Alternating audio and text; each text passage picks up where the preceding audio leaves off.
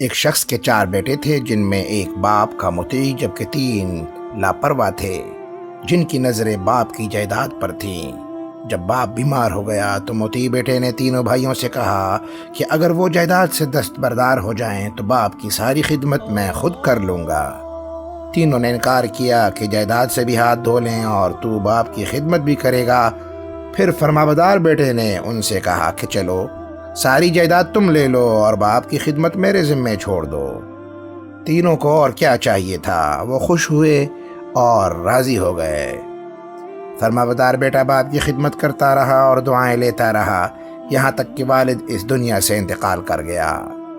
اب فرمانبردار بیٹے کے برے دن شروع ہوئے، کیونکہ پاس کھانے پینے کو کچھ نہ رہا اور فاقوں کی نوبت آ گئی۔ ایک دن بیٹے نے خواب میں دیکھا کہ کوئی شخص اسے ایک جگہ بتاتے ہوئے کہہ رہا ہے کہ فلاں جگہ سے 100 دینار نکال لو۔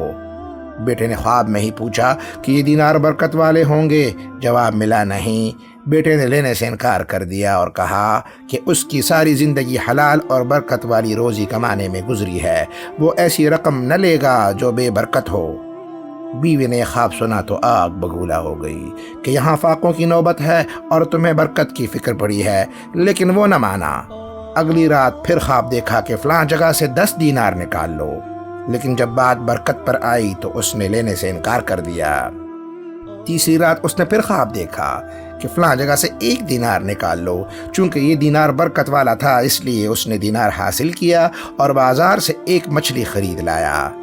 مچھلی کو پکانے کے لیے جب بیوی نے چیرا تو اس میں 2 موتی نکلے، جنہیں دیکھ کر بیوی حیران ہوئی اور شوہر کو ماجرا کہہ سنایا۔ اس شخص نے 1 موتی بازار لے جا کر فروخت کرنا چاہا تو جوہری نے اس کی قیمت ادا کرنے سے معذرت کر لی۔ جب بادشاہ کو اس بیش بہا موتی کا علم ہوا تو اس نے 18 خچر سونے کی بھرپور قیمت لگائی، یوں ان خچروں کو گھر لے آیا اور بیوی سے کہا اسے برکت کہتے ہیں۔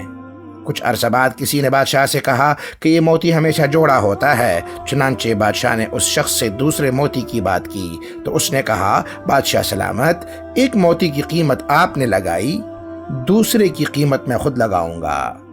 چنانچہ اس نے 60 خچر قیمت لگائی، یوں اس کا شمار امیر ترین لوگوں میں ہونے لگا۔ سامعین، والدین کی دعائیں وہ کامیابی ہے جس کا وعدہ اللہ کی طرف سے ہے۔ اللہ عمل کرنے کی توفیق عطا فرمائے، آمین۔ اقول قولی واستغفر اللہ لی ولکم ولسائر المسلمین۔ ناظرین، ویڈیو اچھی لگی ہو تو چینل کو سبسکرائب کرنا یاد رکھیں، لائک کریں اور بیل آئیکن کو پریس کر دیں۔